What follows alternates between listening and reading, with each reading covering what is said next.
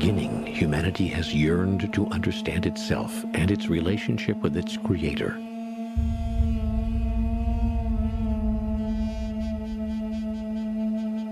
In the days of Moses, the Creator was known as the God of our forefathers, or the God of Abraham, but there was no real name for the divine creative presence.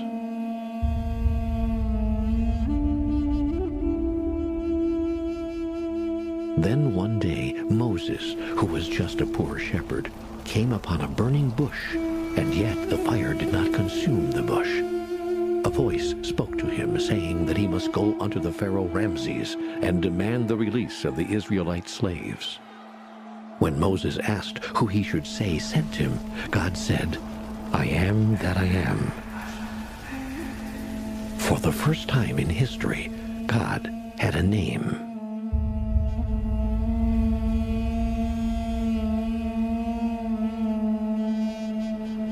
Armed with the power of God's name, I am that I am, Moses produced some of the greatest miracles of the Bible.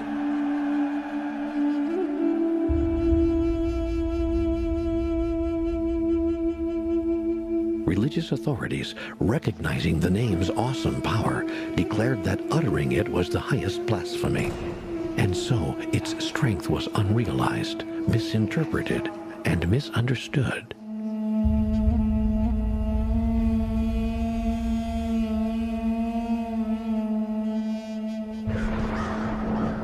Moses never reached the Promised Land, nor did the code that could unlock the awesome power of God's name and set all of humanity free.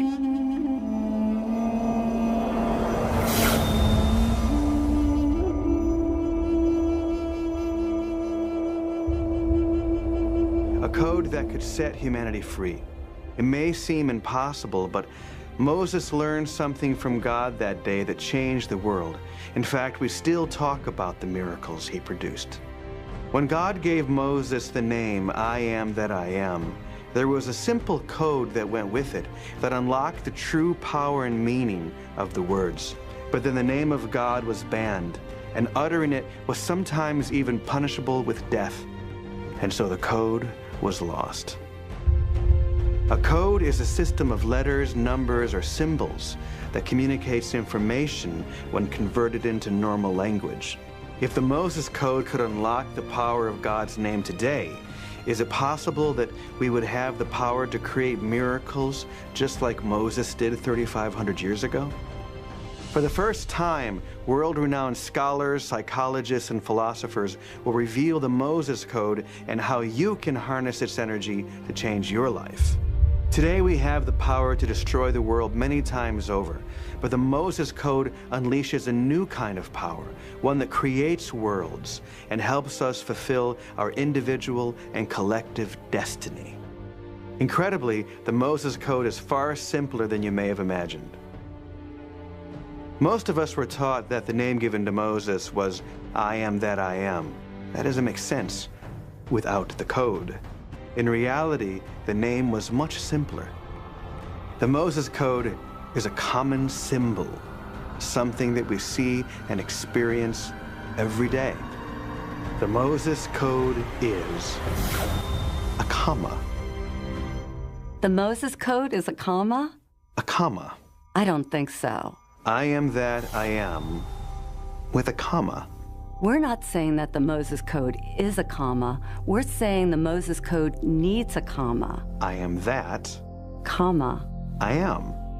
The very name of God, I am that I am, has intrigued me for many, many years. When I was a child, I was told this by the adults around me. I am that I am, saith the Lord. And I thought, what in the world does that mean? I am that I am.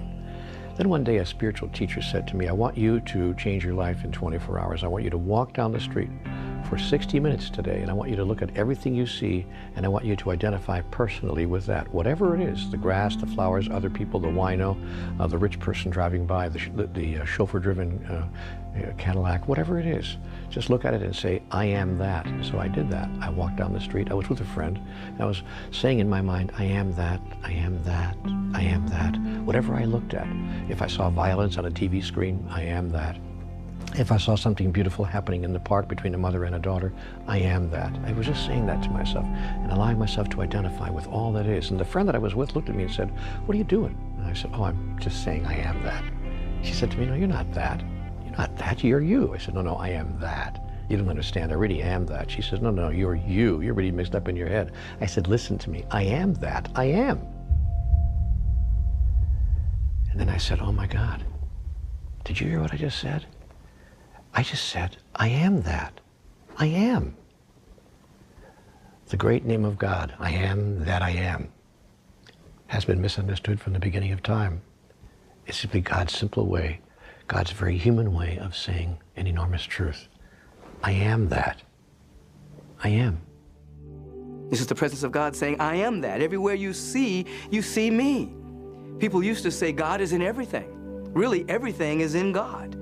God isn't just saying that I created that. God is this field, this presence that is everywhere in its fullness. God is saying, I am that. I am that. I am that person. I am that. I am that experience. I am that. I am every that there is. Many of us are still stuck at kind of a fifth grade idea of God. And so we have, I am that I am is this man in the sky with a white flowing beard and these big long flowing robes. God made us in its image, and we've been trying to return the favor ever since, meaning that we've made God in a man's image.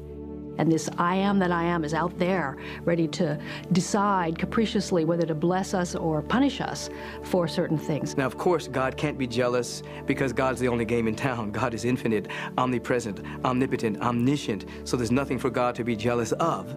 So that was a primitive mindset, projecting human emotions onto forces they didn't understand. And we project that presence outward instead of having a relationship with that presence inwardly. If God actually is each one of us, then that would mean that each one of us is an embodiment of God. If that's true, then what would the possibilities be? What could we create? So we're walking to the wall now, where we're going to join thousands of other people encircling the entire old city of Jerusalem. But before we go there, we're going to explore 3 keys for unlocking the experience of being an embodiment of God, actually feeling in our bodies. And we're going to use 3 letters to do that, G-O-D, to help make it easier for us to remember.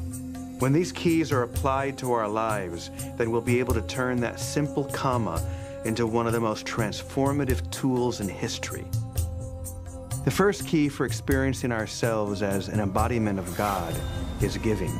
We've all heard that it's better to give than to receive, but is that really true? And how can we give if we don't have enough ourselves?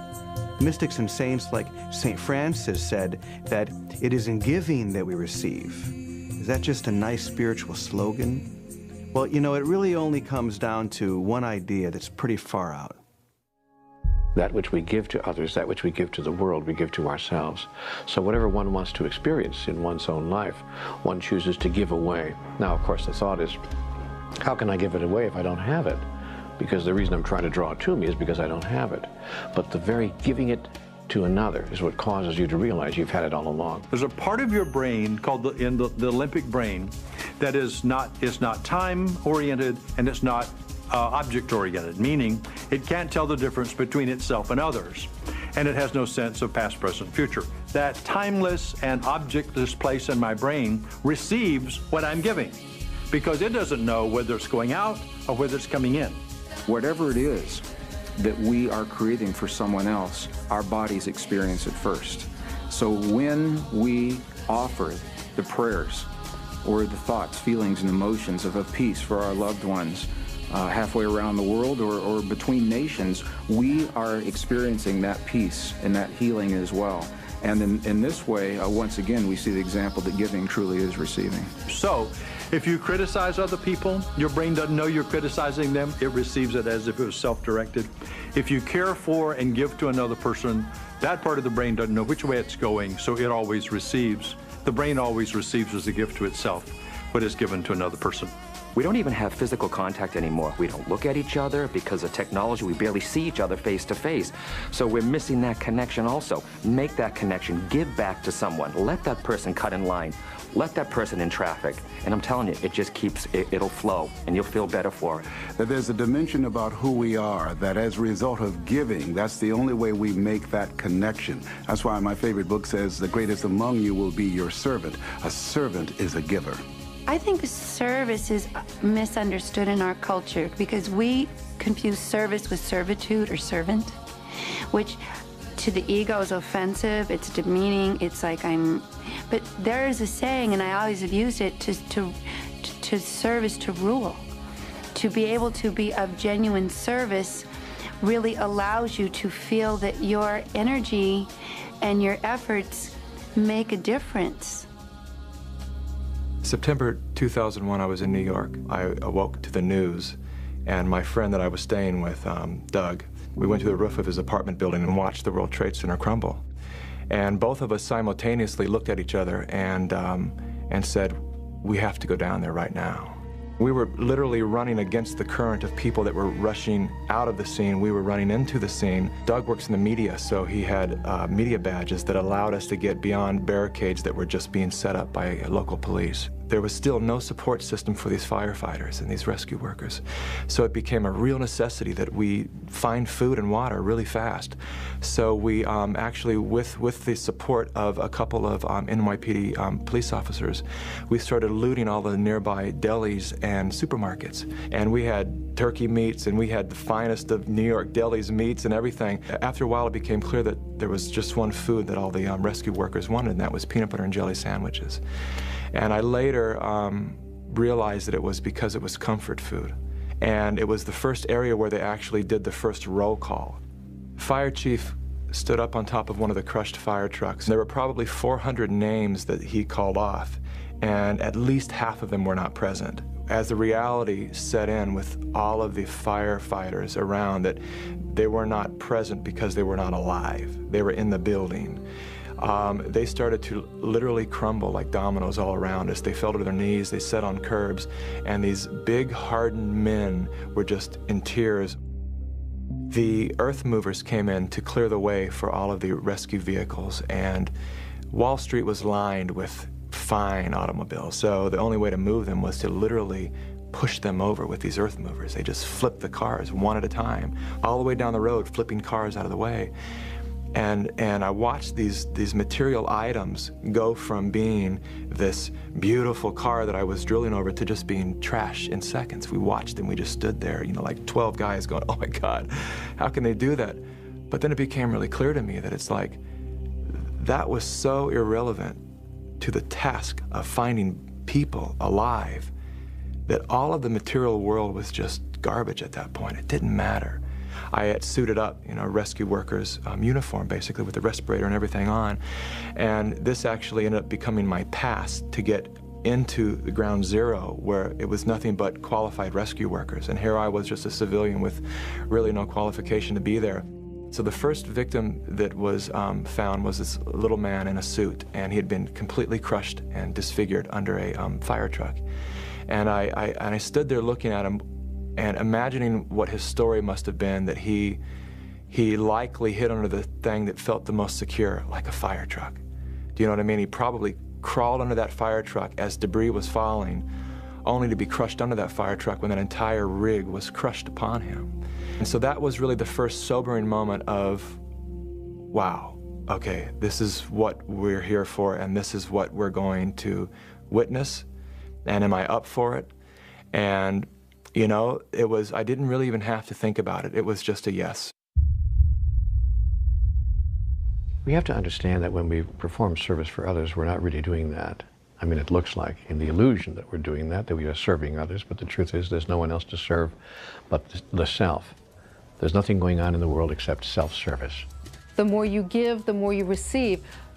But the desire to give is not strictly for getting in return. You know, there's not this intellectual thought of, okay, well, I'm going to give to you, you, and you, because if I do, then maybe I'll get something. Most of us operate in that mode already. Moses didn't do that. He just gave and received and served. We want to give as God gives, without expectations, without wanting anything in return, just to connect with another person, to serve in the grandest way. Greatness is your capacity and your willingness to be of service. Service to what? Service to love, service to peace, service to beauty, service to God, service to joy. I think that when we do that, when we take our attention off all of our problems and all of our circumstances, and we put it on somebody else, it's the thought of doing that that allows us to lose track of ourselves and lose track of our problems, and that's an act of creation. Recently, I was inspired by my own son, Bo, who was having a bar mitzvah, and the rabbi explained to him that the mitzvah was really in the stretch, going beyond what he felt comfortable doing. What kind of challenges do you feel like you faced and that you had to overcome to do this great mitzvah? I'm giving away all my money, so that's always hard. What kind of project are you going to do? I'm raising money to build a school in a poor part of Uganda. He decided that he would build a school. An entire school? Yeah, a 7-room schoolhouse. And donate 100% of his money. Moses did exactly the same thing you're doing, Bo. He left his comfort zone to do something good for people that desperately needed it. The village where Bo's project is going to be built is called Chikoiro. And the difference between a child going to school and not going to school is really the difference between life and death for many children. It says, Bo, I've decided to put my money towards the school. We've received money from over 500 people. That's great. How old is she? She's only 12. That's weird. No, I think that's beautiful. I know. That's awesome. They were just ecstatic, and they really got that this was a child helping children. How does it feel to be a philanthropist? What's a philanthropist? This has been a tremendous opportunity, not just for the children of Chikoiro, but also for kids in the U.S. to get the idea that there's more that they can do. There are some people that don't have the capacity to receive the good that wants to come into their life, and they end up becoming martyrs. They end up burning themselves out because they give, but they never replenish themselves through being available to the presence, expressing through them through receptivity. The couples who proceed slowly in therapy, the couples who seem to never get there, and no matter what happens in the relationship, they just don't, quote, really improve, have what we call a defense against receiving. They have no receptors for letting stuff in, not only letting love in, but letting compliments in, letting positive statements in, letting appreciation in. To surrender yourself enough to be able to receive, first from God, the Holy Spirit, and then from those around you, I think is one of the most sacred acts that we perform. The complete whole state is an individual that gives with ease and with grace. They're here to give, to share their gifts, their time, their talents, their capacities, while at the same time they're in tune with the fundamental order of existence, their real being, and they're receptive to this flow through them. They can receive love, they can receive intuitive hits, they can receive wisdom and guidance, they can receive the beauty that is everywhere. So there's a complete cycle, and ultimately giving and receiving are one. Most of us have heard prophets and sages and enlightened beings say that we're all one. But we look out at the world and we see separation everywhere, so how can that be true? Does that mean that I'm one with Jack the Ripper as well as Mother Teresa? Does that mean that I'm one with you? Are these just airy-fairy ideas, or could this be the next step in all of us realizing that we're actually an embodiment of God? The fundamental principle that you find encoded in all major religions, all authentic spiritual paths, is this spiritual idea called oneness. That we are at one with life, we're at one with the presence of God, we're at one with each other. We find that in all the traditions. Hear, O Israel, the Lord our God is one. One presence, one power. The Atman, the Buddha nature, the Christed one. It's in quantum physics. Rupert Sheldrake, the unified field, one presence everywhere. This oftentimes doesn't seem to square with physical evidence. primarily because the average individual sees the world through the filter of a sense of separation. They see the world through their senses. And if you're more in the ego, then you're going to sense survival fear, this angst that you've got to get yours, that it's all about getting. Through spiritual practices, you go beyond the sensory realm and you enter into a field where you see, not with eyesight, but with insight, that everything is connected. The scientists, the quantum scientists would call it a unified field that is everywhere in its fullness, that is undivided. That's what being awake means, is to say, well, I'm dancing in this illusion of separateness, but I'm not separate. For once an individual is broken through, then all the things on the surface that seem separate begin to work together for our good, because we're now in tune with everything on the invisible level. So you end up working not harder, but you end up working a lot cleaner, a lot easier, because you're in tune with all of life. So you're not trying to make something happen on the surface, you're trying to make something welcome on the invisible side of life. So oneness is the primary principle. It's the linchpin of power. We're at one with God, one with love, one with life, one with all the power that there is. Until we're willing to embrace the totality of our humanity and our divinity, we can never be in oneness, because we're taught to say, I'm not that. We're taught to say, you know, I see something I don't like, so I don't want to be that, and we push that part of ourselves aside. And at times, all of us, including myself, at times find it hard to be at one with someone or someones that either don't agree with us or that have values that would be we believe to be totally destructive. These days, I'm having a lot of trouble with phony people. And I can see that I don't like that part of myself, that I'm always searching for ways to be more authentic and more real and show more of myself, even as a teacher. I finally went to take my first nap in 40 plus hours. I really don't know. It was kind of timeless there. And I found an apartment building that had been completely abandoned. And so I went into the lobby of this apartment building, and I found a couch, and I dusted it off, and I laid down on the couch with my face against the back of the couch, and I cuddled up, and I bundled up, and probably about a half hour into my sleepless nap, I could feel the little man, the first victim that we found, the little man in the suit. I could feel him kneeling behind me, and I could see it vividly. He was kneeling behind me, his disfigured face staring at the back of my head. I could feel his breath on the back of my neck, and I was pretty terrified.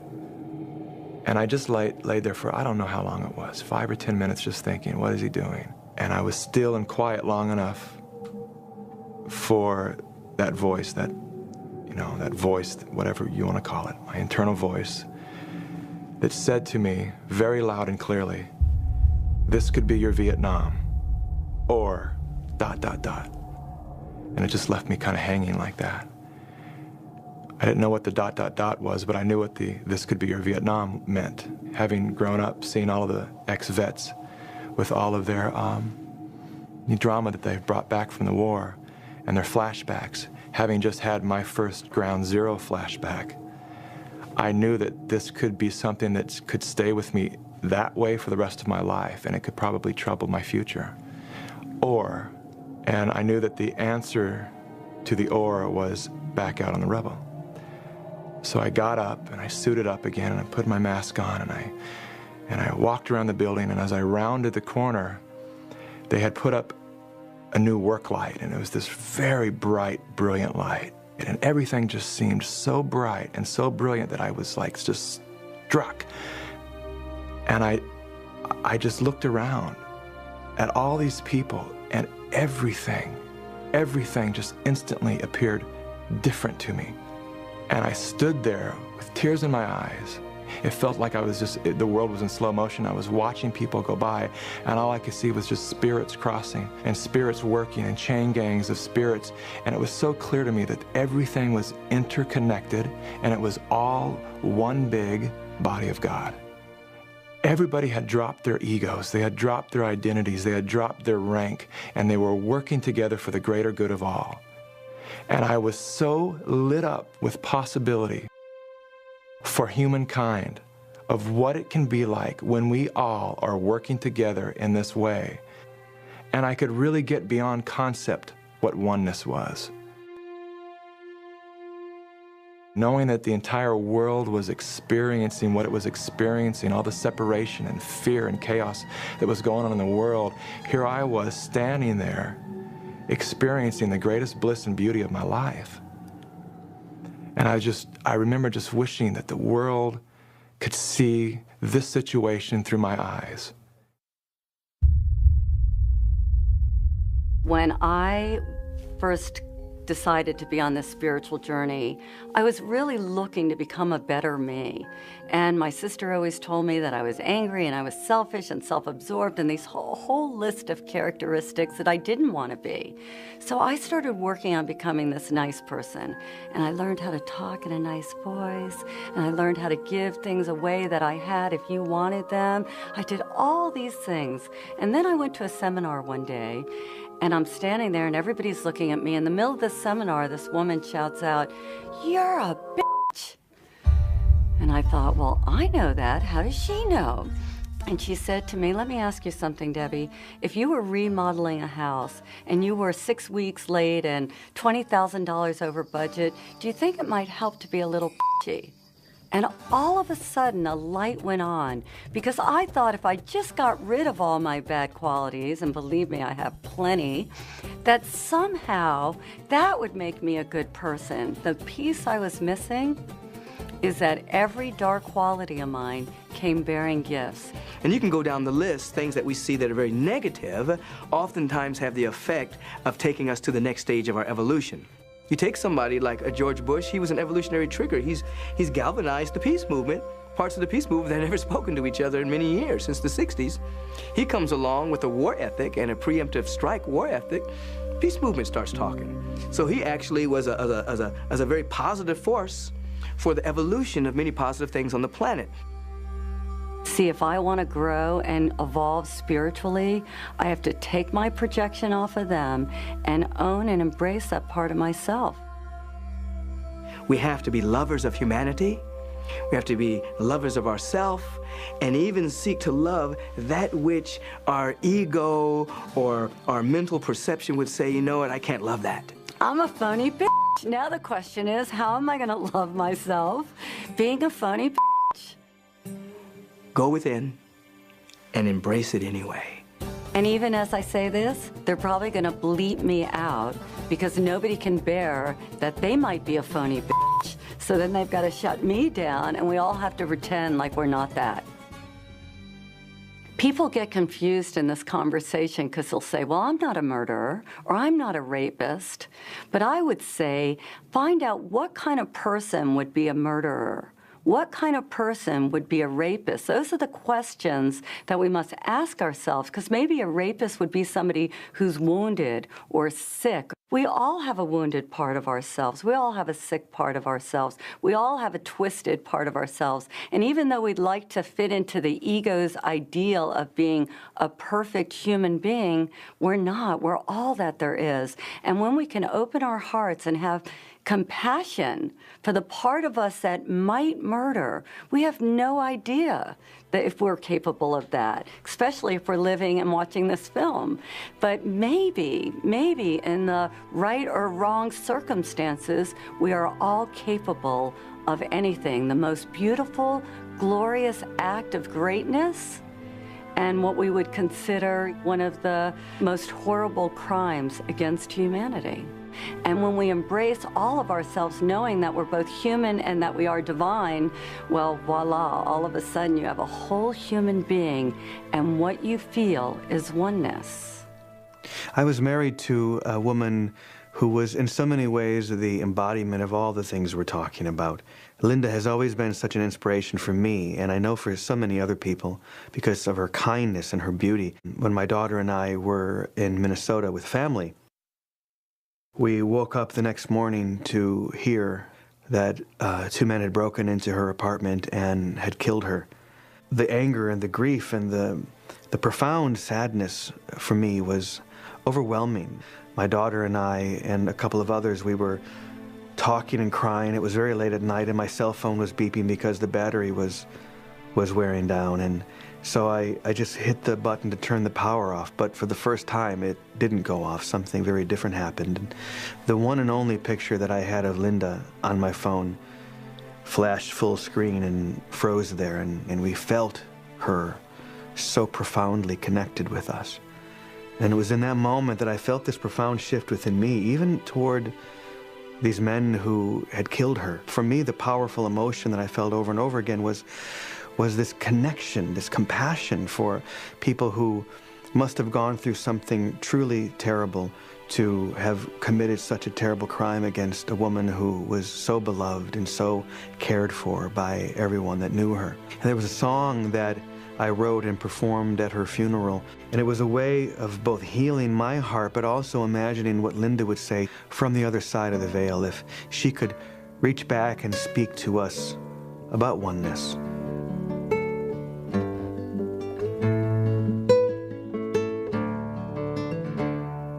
And if ever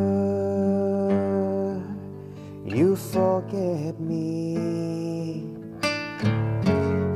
just call me by my name, and my soul, it will answer time and time again.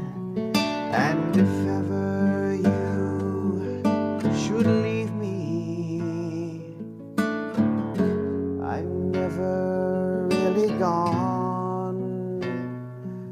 You can find me deep within you, in the one.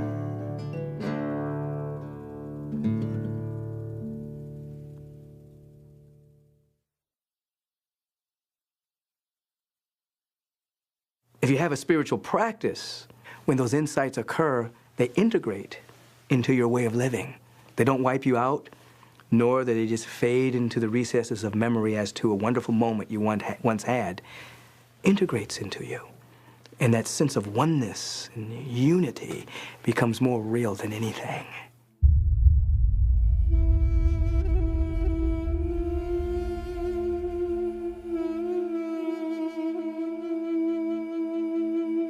Do you have a destiny?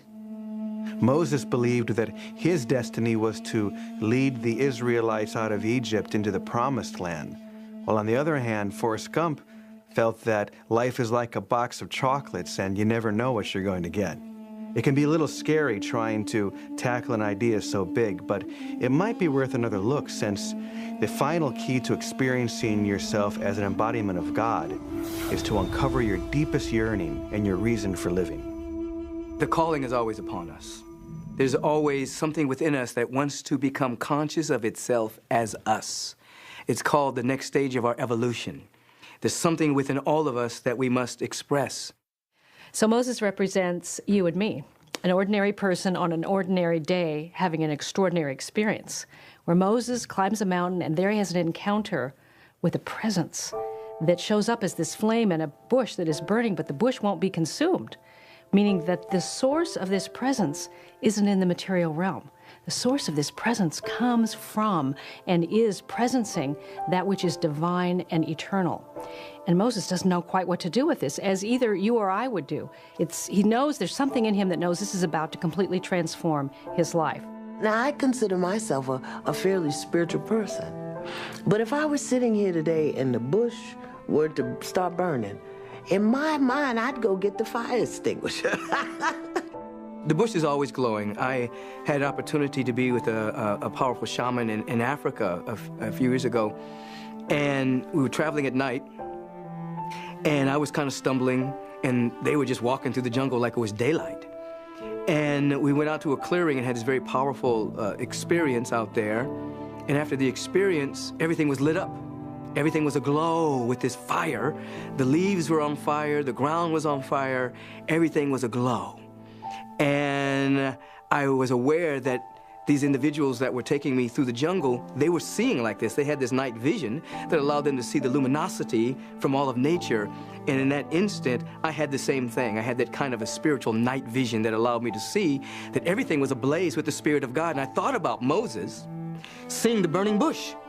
At that moment, he was in transcendent awareness, that he could see clearly that God is everywhere and everything is aglow with this fire, this power, and this presence.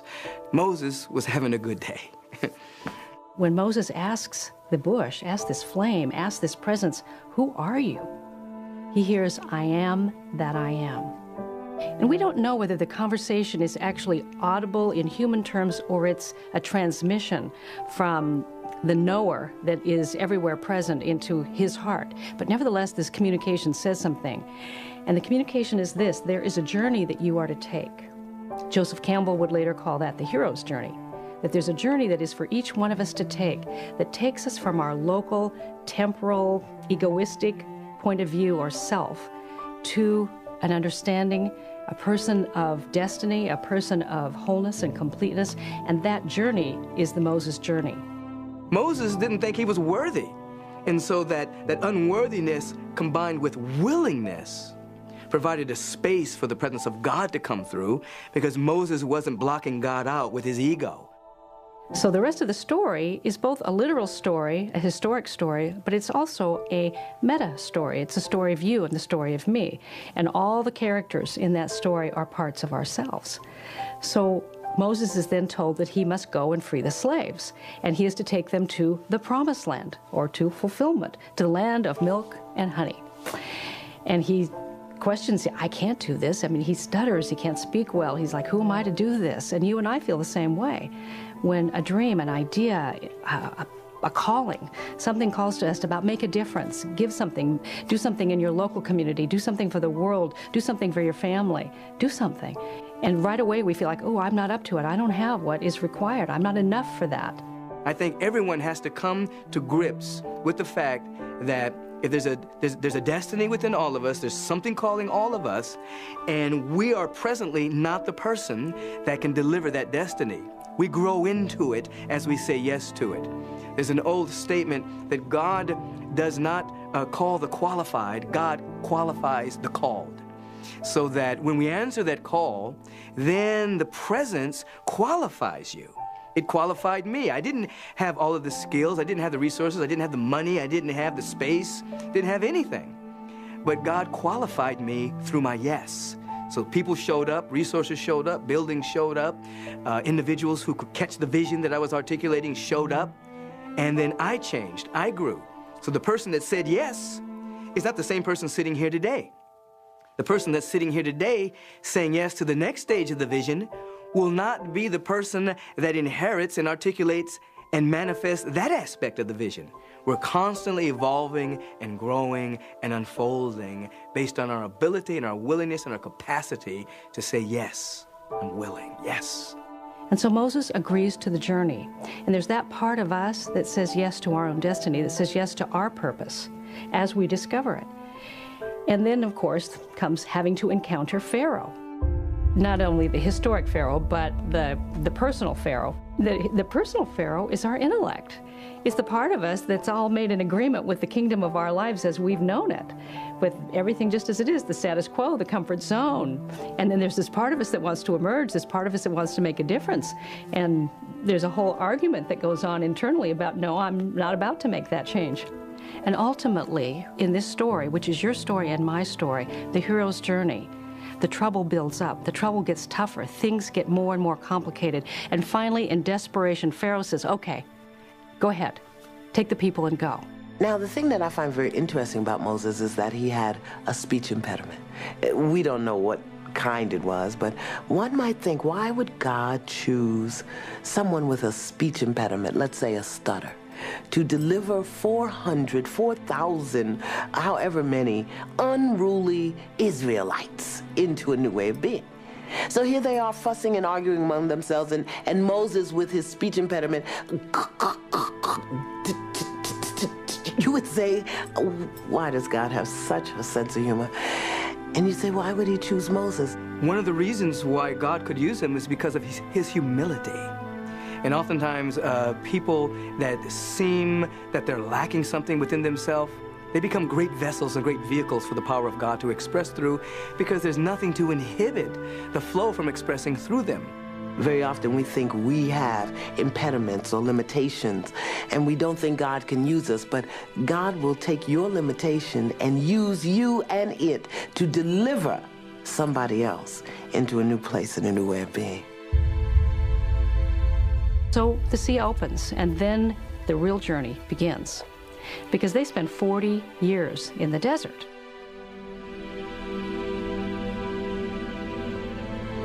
Which is in the Bible and in many of the mystical traditions. 40 is symbolic of simply this: the amount of time required for transformation. Noah has 40 days in the flood. Jesus has 40 days on the Mount of Temptation. Moses has 40 years in the desert. It's the amount of time required for the transformation. And for some of us, this is our 40th moment right now. Watching this right now, we know that this is the moment when the life we've lived is not sufficient to the purpose that we're being called for. I think it's useful for us to understand why the soul came to the body. Now, the soul came into physicality in order that it might experience itself, express itself in the physical world as who it really is, thus to know itself in its own experience. So the fear is that if we identify the I am that I am with the I am that I am, that somehow it makes us pretending to be something we're not being, or taking on something. But what if it's just the opposite? What if by saying that I am an opportunity for the I am that I am to presence divine love through my hands this day to a child that I'm teaching, or to an old person I'm helping carry the groceries, or to someone that I call who's in pain or hurting in some way, and I'm the voice that comforts them? What if when we give ourselves just the possibility that if we allow ourselves, the I am that I am might be an avenue through which the I am, that is God, that is the presence, that is the power of life itself, might find a way, an entry point to make a difference for good right here on planet Earth. But we got to be careful here, because when the ego starts to think that it's God, it just gets arrogant, it gets greedy, it takes us over completely. It's not a pretty picture. We have to dip into our soul, to our essence, in order to be all that there is. The difficulty is this: we're a mixture of a constellation of different identities that have emerged for different reasons. We're mothers, we're fathers, we're brothers, we're sisters, we're employers, we're employees. There's all kinds of identities, and every single identity is pulling upon our energy for its survival. However, there is a central identity, which is the I am presence. There's a central identity which is not in comparison with all other identities or in comparison with anybody else. It's the image and likeness of God. It's a unique configuration of infinite potential, infinite possibility. And within that core identity, it is speaking, it's calling our real name and inviting us to greatness. It's inviting us to be more ourselves. Remember, it's the still small voice. We have to get quiet enough to hear it. And through spiritual practice of prayer, lowly listening, meditation, after a while you're able to tell the difference between the voice of one of the constellation of shifting identities or the true voice that's coming from your soul that wants you to be great. And the definition of greatness is your capacity and your willingness to serve. When we get past survival, when we get past those small-minded things, then the only thing the soul wants to do is to make a difference, to give to humanity. What can I do? There's so much you can do, you can't even believe it. Right at the end of your fingertips is a whole world of your possible creation. And it is ignited, it is inspired, it is embraced, and it is in fact experienced in extraordinary ways the moment you decide to be in service, not just to the world, but to the world of your own creation. When that central voice begins to speak, and it's still and it's small, it's calling you to a greater degree of service, and a greater degree of serving humankind, a greater degree of serving your family, a greater degree of serving everyone you come in contact with. That's one of the ways you can tell the difference between that voice. Is it calling you to serve, or is it calling you just to take care of yourself? is calling you just to take care of yourself, it may be coming from the ego. The question often rises for us, so how do I know the difference between God's will and my will, and do I have a will? What do I do with my will? And my understanding of that is that, where is God? Jesus said the kingdom of God is within you. So within us, we know we have the Pharaoh part, or the intellect, or the part of us that argues for circumstances that we know. And then there's the prophetic part, or there's the part of us that does have a destiny, that does have a call to make a difference for good. And so when we align the Pharaoh with the heart, then we align our will with God's will. When we enact creation, we are emulating the Creator. And the result of that is that we feel good. We feel love. We feel expanded. Your soul needs inner peace, it needs contentment, love, creative expression, and of course divine connection. Those are the qualities that make you feel good. You're actually wired so that you'll know you're on track by the aliveness you feel. I am that I am. And it's in your being, your embracing of the presence and standing in that, that you give the greatest gift that you can to the world. And so the understanding about that and the living from that is the journey. Course in Miracles calls it the 18-inch journey from the head to the heart. In that moment, standing there, overlooking ground zero and all the chaos that was going on, arose my life destiny. All my selfish pursuit of trying to get what I needed to get and be where I needed to be in my life just seemed ridiculous. I knew that from that point on, my life would be about all of us. It would be about community. My heart was so filled with possibility of what we're capable of when we're working from that point. Because I know it's possible, my whole life now has been about recreating that community. It is the catalyst for my wanting to create Elevate Film Festival, which is, when you really break it down, it's just a community of people who understand this oneness that I'm talking about. Can we bring people into an experience that's so much bigger than who we think we are, that we can experience that level of oneness? Because when you do, there's nothing more beautiful in this lifetime and this experience. There's nothing greater than that. The kingdom of God is unconditional love. The kingdom of God is peace of mind. The kingdom of God is joy in my soul. I said, yeah, let me seek that stuff. And then I don't have to worry about getting anything, being with anybody, doing anything special. Let me go for the unconditional love, first of myself, and then to be able to extend it to everyone else. Let me go for the peace of mind, where I'm not worrying about what might happen, what could happen, where I'm just embracing the presence, my I amness, the manna of God in this right now moment. Let me go for that. And let that trickle down and fill every other aspect of my life. That's the kingdom. To that degree that we begin to know who we are, that who I am behind my eyes is the same person that you are behind your eyes. And that's the kingdom, and that's the connection that connects all of us. And as we get closer to that, then we begin to manifest the attributes of that in our life and our daily living. So once I really understood what the kingdom was, oh yeah, baby, I want to seek that.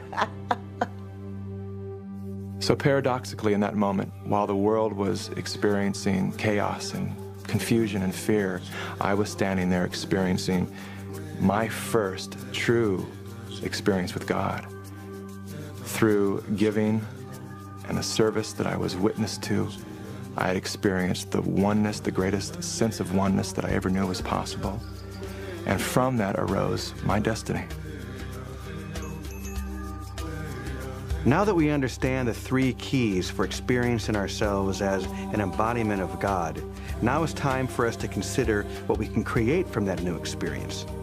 If saying and being, I am that I am, really can unlock the power of God within us, the next question is, well, how extensive is that power? Can we move mountains and create miracles like Jesus and Moses? Are these just fantastical ideas, or can they really change the world? I is the creative factor of the universe, and when you add am to it, what you get is the movement of the creative force of the universe. So every time you say I am, you are creating movement. Think of it this way. We say, I am broke. Yes, and that's how you stay. I am lonely. Yes, and that's how you stay. But if we were to begin to use the creative force and energy of that name, I, and the movement of am, to say, I am whole, I am holy, I am complete, I am beautiful, I am gorgeous, I am wealthy, I am, we begin energy moving in our life, and we re-educate our souls. That's all Moses had to do, was to bring that oneness, that creative energy of God, and put an action to it. And Pharaoh had no choice but to back down. He recognized what he was dealing with. He was able to take the I am presence and lift up an entire nation to see who and what they really were and whose they really were. There's actually a way to activate this creative energy through a process that we can practice every day. And the great thing about this process is that it applies to almost every area of our life. And you can remember it with 5 simple words. And guess what the words are? The only thing that changes is what you focus on when you say those words. The first step is to imagine what you want to be, do, or have, and really make sure that it's something that matters. And the second step is to repeat the words, I am that, I am, and allow yourself to expand into that new possibility. So if we want to have a new way of being, we must say it and repeat it time and time and time again. When we repeat things, we encode them in our consciousness. The third step is pretty easy. In fact, you're already doing it. It's to breathe. Controlled breathing centers you, energizes you, and actually amplifies the effect. One way to practice this is to say, I am that, on the out-breath, and then as you breathe in, either think or say the words, I am, like this. I am that. I am. I am that. I am. This simple process takes whatever you're feeling and imagining and projects it out into the world so that you can experience it in your real life. One of the ways I like to support people in doing this is by thinking about the qualities that inspire you, the qualities that you desire. See somebody, maybe you know them or maybe you've read about them, in your awareness. Bring that image of them very close to you, and then just close your eyes and start repeating, I am that I am. Really allowing yourself to encode that image, that way of being, and those qualities right into yourself. I am the joy I want to experience. I am the peace I want to experience. I am the beauty I want to realize. I am the abundance I want to realize. And through the power of that declaration, through the flow of that kind of energy, it manifests in and as your life. When we talk about manifestation or getting stuff, no, we want 2 cars, 3 houses. You got 1 butt. Why do you need 4 cars? You know what I mean? I could say the same thing about shoes. I've got 2 feet, I've got 80 pairs of shoes. But it's manna to my soul. But manifestation of things is not the same thing as manna, the presence of God that supplies your every need. There's some people that are dominated by the ego, and they try to get. They try to use the principles for acquisitiveness, to get things, and they hoard. And inside, they're very poor people. They may have a lot of stuff, but they're just poor people with a lot of stuff. Advanced students understand that it works exactly the opposite, not to try to magnetize something to us, but to try to bring something through us. Many people say, I just don't know who I am. They don't know their soul. They don't know their soul. And it's great. People think they can reach out, get the cars, the jobs, the best relationships, the money. People get that, and more power to them. But they still say to themselves, I still feel empty. What's missing? You forgot about the soul. And that's really what we want. We want the grace and the majesty and the presence of God to so fill us until it's unspeakable. Because if we can speak it and call it something, we'll try to fix it and change it. So we just want to be. And in that beingness, we have the manna, which is the manifestation of the presence of God. And it's not about a car or a house. It's about the presence of God.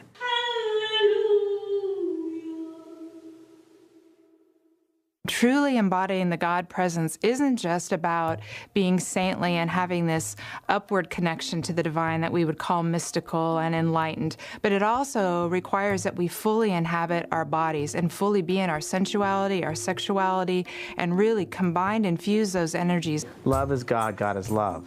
So you are God, you are love. And when you use that energy of love, God will always say yes. It will manifest exactly what you want.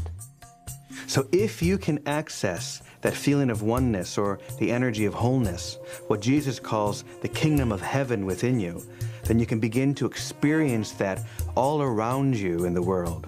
But if we have an idea that something other than the kingdom of God is something we would seek after, then we will create, because we are so powerful, we will create in our own illusion that which is not of the heaven of which we dream.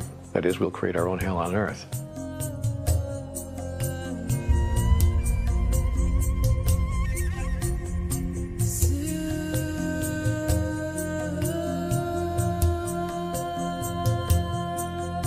Moses and the Code never made it to the Holy Land, and since then Israel has been in constant conflict. Millions have lost their lives due to a misinterpretation of the name of God, and religious factions have been fighting for centuries, ironically, in the name of God. But thousands of people of all races and religions are flying in from all corners of the world, armed with the powerful intent to finally bring peace to the Holy Land by literally embracing the old city of Jerusalem.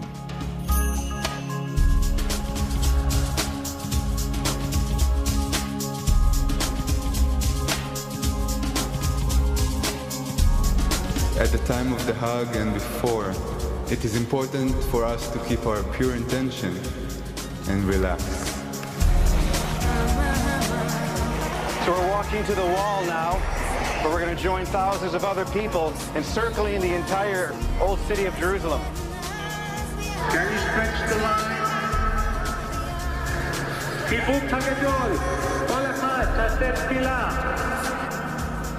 We're here facing the wall, so as you breathe out, you say, I am that, meaning I am that peace in Jerusalem. Feel the peace radiating from this city.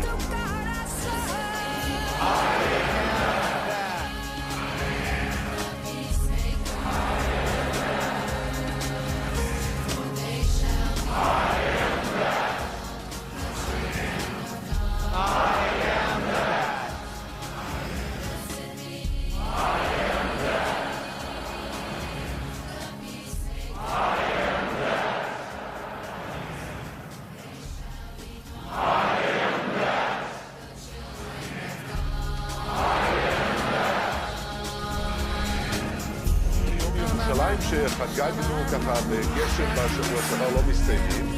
הנה הפעם מחבקים את ירושלים. And so, 3,500 years later, Moses' journey is complete by delivering the true meaning of the name of God to the Holy Land. It began with a conversation, but continues today through each one of us. The door has been unlocked. Now it's up to us to step into a new world.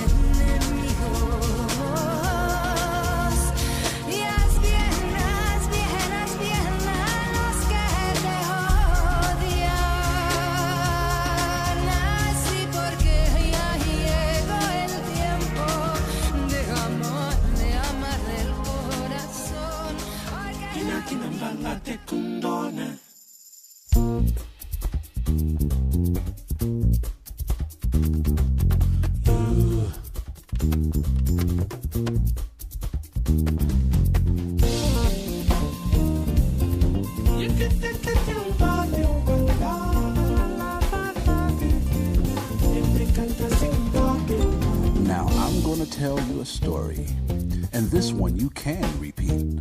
I saw God the other day, just walking down the street. I said, hold on just a minute. How do I know it's really you? She gave me a simple answer. She said, you don't unless you do. Wait a minute, I don't quite understand all this. Tell me, what do you want with me? You see, I'm not a religious type of person.